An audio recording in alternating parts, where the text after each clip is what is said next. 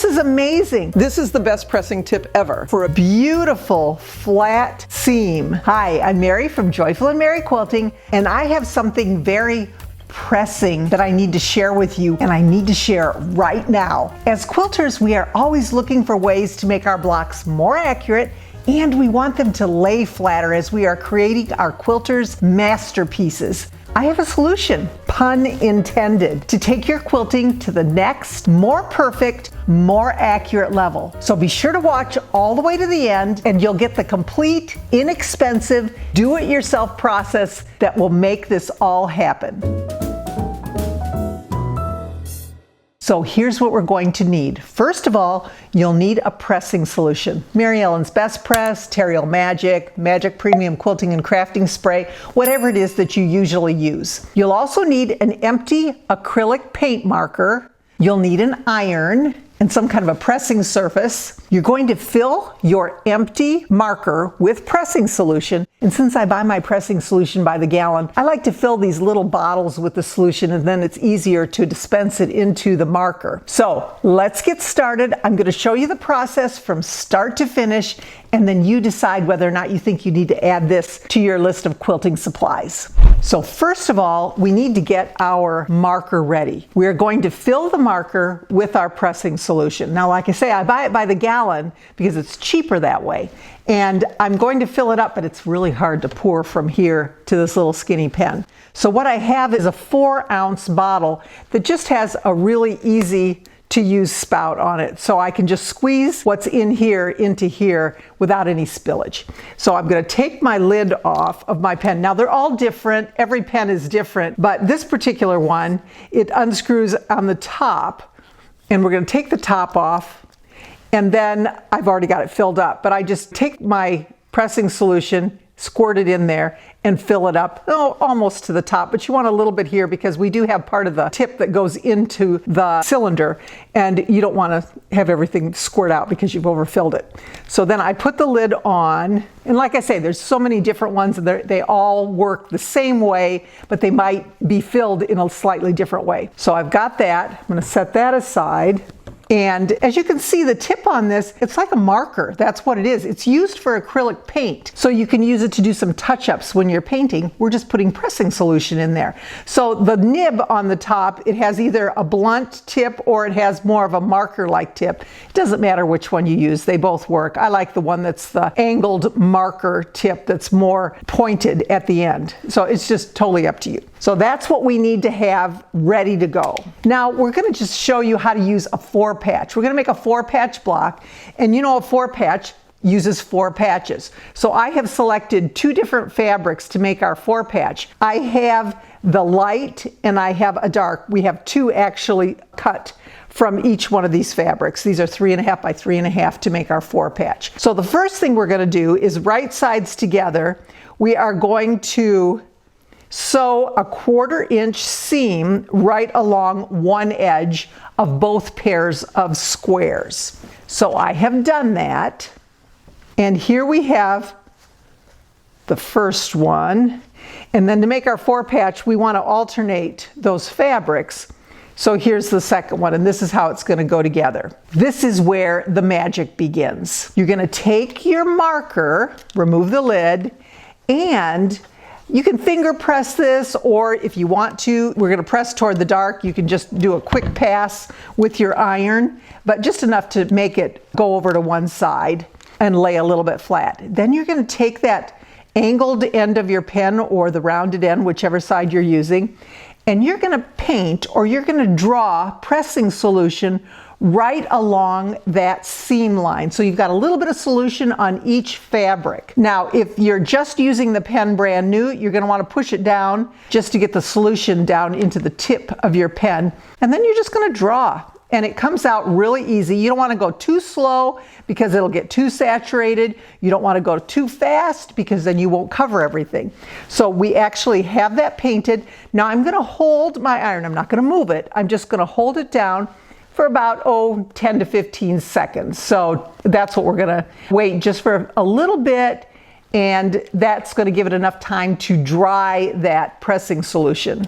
And look at how flat that lays. I mean, it's just beautiful. If you look on this side, it is so flat. It looks like it's actually one piece of fabric. We're going to do the same thing to the other side, but on this side, I'm just going to show you first what it's like if we don't use the pressing solution. We're going to turn this over. I'm going to give it a little finger press, and I'm going to do the same thing. I'm just going to hold this on here, 10 to 15 seconds.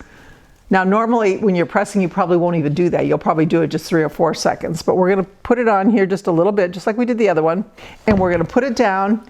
And now when you take a look at this, you can see this is not as flat as the first one with the pressing solution. This one actually comes up a little bit. Not a lot, but enough that when we are actually making our 4 patch, it doesn't hold together as easily. Like I said, it's like one piece of fabric that we're going to sew together. So I'm going to actually put some pressing solution on this one and redo that seam just so I have that same flatness there.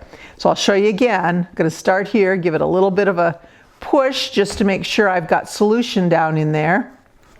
And now you can see it. You can tell if you don't have it in there. And I'm going to hold it once again for that 10, 12, 15 seconds, something like that. And now we have that absolutely flat seam just like the other. I mean, it doesn't get any better than that. Let's take a look at that from this angle. And you can see how flat these seams actually are. It just lays there so nicely. You can see from this side as well, it just looks perfect.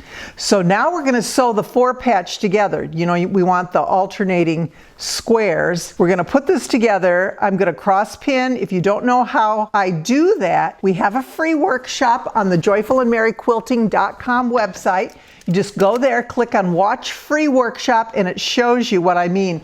Accuracy in pinning these intersections and sewing together is so much better when you pin this way. So go ahead and check that out if you haven't already.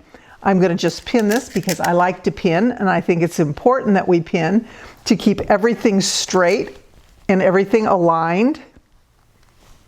Now what I'm going to do is I'm going to sew a 1/4 inch seam right along that edge, and then we're going to press again. So I have done that. I've sewn my 1/4 inch seam.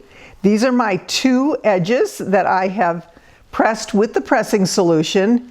And now we're going to test it at this intersection because that's kind of the crucial point. It's easy to press flat 2 squares, but it's more difficult when we have that added bulk in the center that's going to cause a little bit of a problem when we're trying to make everything lay flat. I'm not pressing these seams open, I am just pressing them to one side. That's a whole different video and a whole different process when we talk about pressing open. We will have another video on that process as well. So I'm going to take this now and I'm going to give it that quick press just to get everything laying in the same direction. Take my pressing solution and I'm going to mark it once again right along that edge. Now, when I get to a point like that, an intersection, sometimes I'll just give it a little push so I have a little extra in there. I don't know if it makes a huge difference, but I just want to make sure that there is enough solution that has gone through those fabrics right there because we do have a lot of bulk there. So I've got it all ready to go. I'm going to take and place my iron again, about 12 seconds. And look at that. Look at that beautiful flat seam. And even with that intersection in there, it still really is laying flat. This is amazing. This makes it so much easier to quilt. It makes it easier to add additional blocks when we're doing that because, again, like I said, it's almost like having one solid piece of fabric rather than the bulk of those seams. So this is my process of doing this. How did I make this? How did I make the pressing kit? Because this is a do-it-yourself thing that I just kind of figured out. So I'm going to share with you what I spent on all the materials to put this together and whether or not you think it's worth it. It's totally up to you. First of all, I always buy my Mary Ellen's Best Press by the gallon. So you can see it's almost gone. I need to get a new one. On Amazon, it's $44.40 for a gallon of Mary Ellen's Best Press. So when I take that and I put it in my little bottles here, you can fit figure that for 4 ounces, it's about $1.39 is what it cost for 4 ounces of the solution. Okay, so this works well for me. I just keep putting it back into the bottle as I run low. Then the dispensing bottle, how much is this? Now, you might have something at home that you can use, or maybe you're good at pouring and you don't even need to buy one of these. I am not real good at it. So for $5.95, I bought 2 of these. You had to buy them in packs of 2 on Amazon. They were $2.97 then for 1 bottle, if you're figuring in there. You can share with a friend. You know, 2 of you can buy the stuff and put it together. Then you need to get these empty markers. These are for acrylic paint. That's why it's got the little ball inside of it, just to kind of keep everything mixed up. Don't know as though you need that for pressing solution, but it was in there. I bought the 6.5 millimeter, which is about 1/4 of an inch tip.